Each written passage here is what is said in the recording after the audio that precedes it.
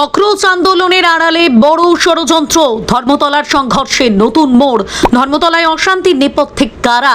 ছাত্র আন্দোলন ভাঙতেই কি ঢোকানো হয়েছিল এপিদের ভূমিকা নিয়ে বিস্ফোরক অভিযোগ বিকাশ রঞ্জনের। নিট ইউজি পরীক্ষাকে কেন্দ্র করে দেশ জুড়ে শুরু হওয়া ছাত্র আন্দোলনের আজ এবার স্পষ্টভাবে পৌঁছে গেল কলকাতার রাজপথে। দিল্লিতে ছাত্র বিক্ষোভকে ঘিরে পুলিশের ভূমিকা নিয়ে যখন তীব্র রাজনৈতিক বিতর্ক চলছে, ঠিক সেই সময় কলকাতার ধর্মতলায় আন্দোলনকারীদের সঙ্গে পুলিশের সংঘর্ষ নতুন করে উত্তপ্ত করে তুলেছে রাজ্যের রাজনৈতিক পরিবেশ।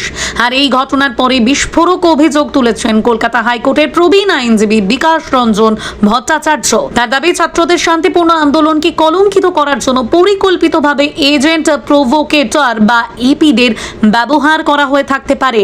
কাজের দিনের ব্যস্ত সন্ধ্যায় ধর্মতলার ডোরিনা ক্রসিং এ সিজেপি এবং বামপন্থী ছাত্র সংগঠনগুলির যৌথ মিছিল পৌঁছতেই পরিস্থিতি উত্তপ্ত হয়ে ওঠে। পুলিশ মিছিল আটকানোর চেষ্টা করলে আন্দোলনকারীদের একাংশের সঙ্গে বচসা শুরু হয়। অভিযোগের পরে পুলিশের দিকে বোতল, জুতো সহ বিভিন্ন বস্তু ছোড়া হয়। পরিস্থিতি দ্রুত নিয়ন্ত্রণের বাইরে চলে গেলে পুলিশ কাঁদানে গ্যাসের সেল ফাটিয়ে ভিড় ছত্রভঙ্গ করার চেষ্টা করে। দীর্ঘক্ষণ ধরে ধস্তাধস্তি, ধাওয়া পাল্টা ধাওয়া এবং উত্তেজনার জেরে কার্যত অবরুদ্ধ হয়ে পড়ে শহরের অন্যতম ব্যস্ত এলাকা ধর্মতলা। অফিস ফেরত সাধারণ মানুষও চরম ভোগান্তির শিকার হন।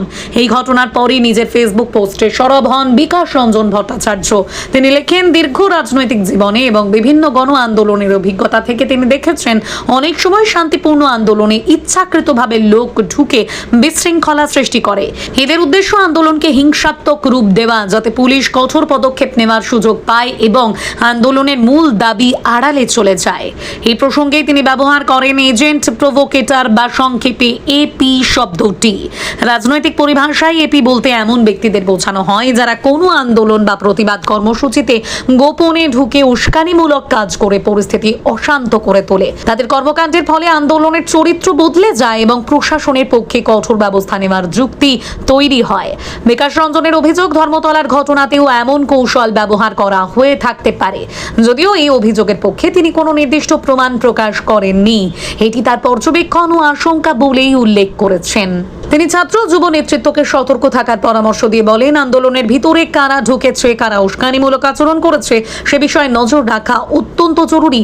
কারণ একটি বৃহৎ ছাত্র আন্দোলনের ভাবমূর্তি নষ্ট করতে পরিকল্পিতভাবে অশান্তি তৈরি করা হতে পারে। এদিকে শুধু রাজপথেই নয়, এই ঘটনার প্রতিবাদে সরব হয়েছেন আইনজীবীরাও। নয়াদিল্লিতে আন্দোলনরত শিক্ষার্থীদের বিরুদ্ধে পুলিশি পদক্ষেপের প্রতিবাদ জানিয়ে কলকাতা হাইকোর্টের বি গেট থেকে একটি প্রতিবাদ মিছিল বের করা হয়। বিকাশ রঞ্জন ভট্টাচার্যের নেতৃত্বে আয়োজিত এই মিছিলে দলমত নির্বিশেষে বহু আইনজীবী অংশ নেন। মিছিলটি শহরের বিভিন্ন গুরুত্বপূর্ণ রাস্তা পরিক্রমা করে সিটি সিভিল কোর্টে গিয়ে শেষ হয়। সমাবেশে বক্তারা অভিযোগ করেন, গণতান্ত্রিক দেশের শান্তিপূর্ণ প্রতিবাদের অধিকার সংবিধান স্বীকৃত। সেই অধিকার খর্ব করে পুলিশি দমন নীতি গ্রহণ করা হলে তা গণতন্ত্রের জন্য বিপজ্জনক বার্তা বহন করে। তাদের বক্তব্য, ছাত্রদের কণ্ঠরোধ করে কোনো সমস্যার সমাধান সম্ভব নয়, বরং আলোচনার মাধ্যমে সমস্যার সমাধান খুঁজে বের করাই গণতান্ত্রিক পথ।